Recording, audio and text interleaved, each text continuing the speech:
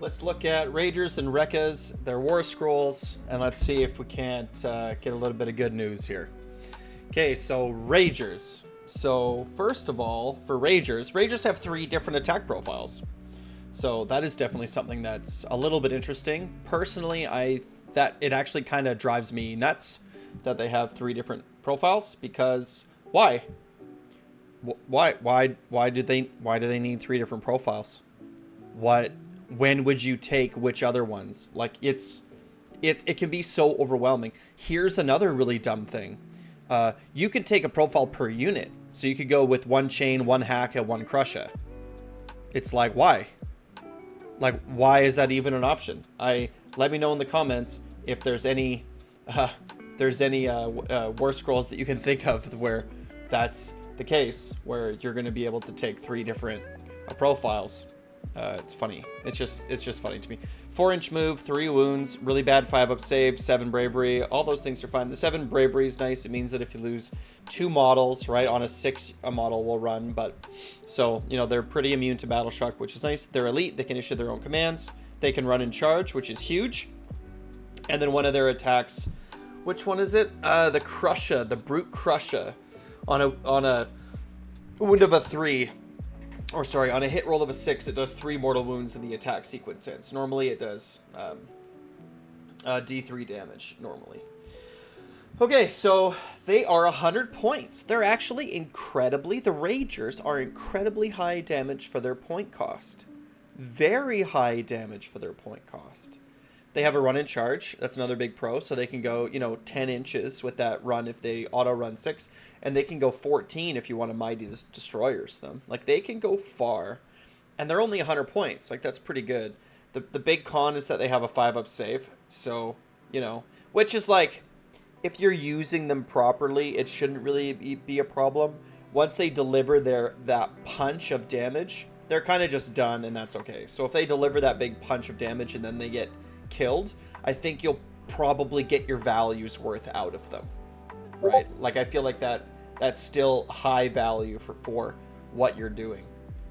And then between their Chain Smasher, their Gore Hacka, and their Brute Crusher, the question then becomes like, well, what weapon profile to use? It doesn't matter what the opponent is, right? The 3 profiles are all going to be the same against whatever opponent you're up against, so it's not going to be meta contingent. The only thing, so you can see on the screen here that I've sort of laid out some different, this is against a 4-up save.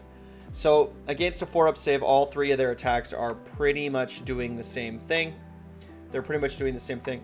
Zogrock, if you're going to run Zogrock explicitly to buff this unit, which I don't recommend, but then I believe that the Chain is going to be best because the Chain has 6 attacks per model. So there's just a lot more dice, and so a lot more opportunities to proc Zogrock's thing there, right? Because we're going to run 18, so we're going to get 3 mortal wounds.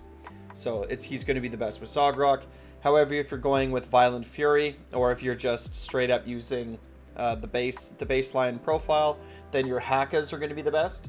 The Hackas are also the only one that have 2 rend. So that 2 rend matters. It's going to be better against high damage, high save targets, right? So I think that the Hackas just generally are going to be more consistent. They take Violent Fury the best, right? And then Crushes. I think someone said to me that Crushes are if you like to gamble because their damage is D3, but that D3 damage, first of all, the average is going to be lower. If the average is going to be lower baseline, it's going to be lower with Zogrock, it's going to be lower with Violent Fury, but so on average the Crusher is going to do the worst damage, but it does stand a chance to like blow up, and you'll deal a whole bunch of damage. There's 3 attacks, so if you rolled 3 6s, you're going to deal 12 mortal wounds, right? So, but still, it's kind of like, it's pretty meh. It might be the best one against, actually, you know what? It's not. I was going to say it might be the best one against, like, you know, targets that have really high rend, but it's not going to be the best against targets that have really high rend, because you're not going to proc 6s. You know, you're going to proc 6s. You're going to proc some, you know, so it's like if your opponent has a 2-up save ignoring two rend, right? But I think generally, if when I build them, I'm gonna build Wrekkaz. I'm just gonna build Wrekkaz. That's a lie. I'm gonna build one chain, one Haka, one Crusha because I think it looks cool, and I'll probably just, you know, by default play them Wrekkaz. But you know, good unit, good unit. It's 100 points. You know, someone if you're playing Big Wa and you got a screen in front and something comes into that screen, you know, these Ragerz are going to have, with their run and charge, enough movement to zip around the side to come crashing in and to deliver their damage. And if your opponent's really afraid of them, and because they have a really bad 5-up save, right, so they have 9 wounds on a 5-up save, you know, if your opponent is going to throw damage at them, it's like, okay, you know, like, it's 100 points. Right? Like, it's not that expensive. I could see reinforcing this unit. That could be cool. Right? You run in and smash. Like, that could be cool. You know? I don't know. Like, it's good.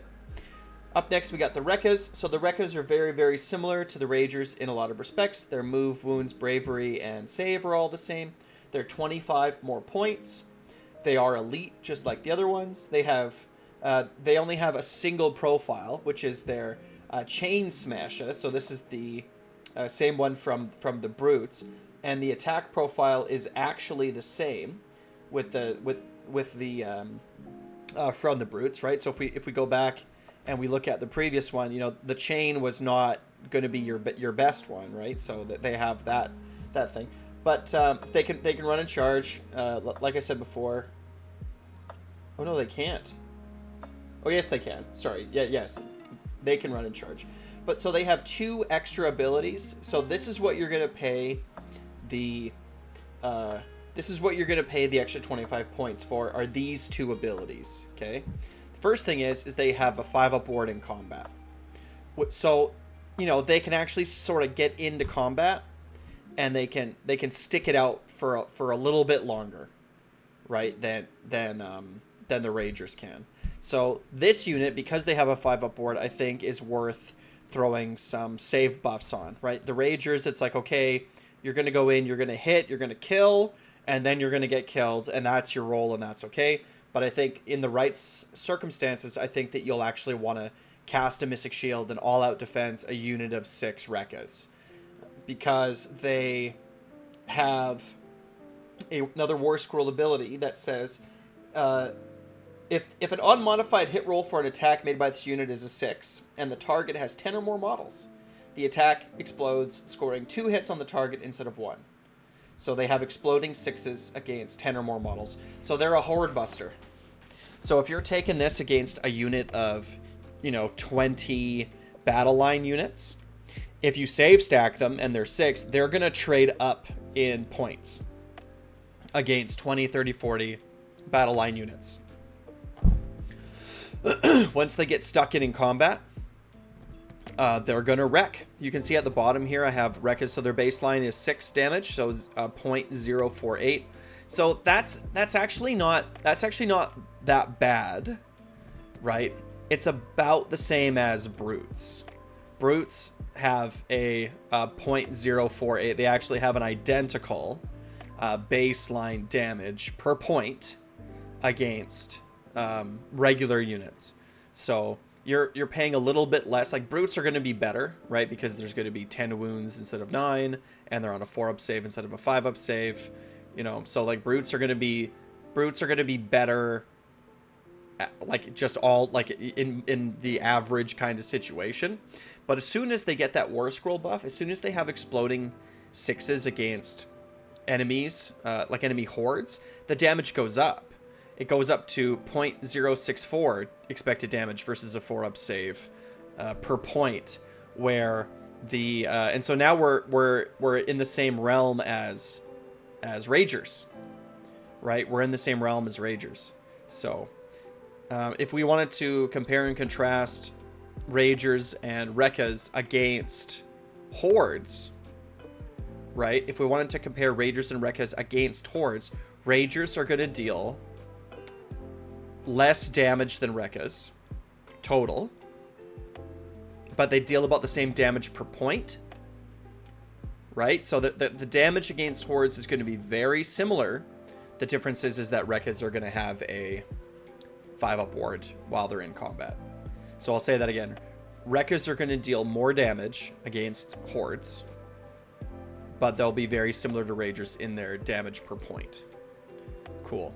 And then as soon as you start throwing these other buffs on them, right? Like Zogrok is like whatever.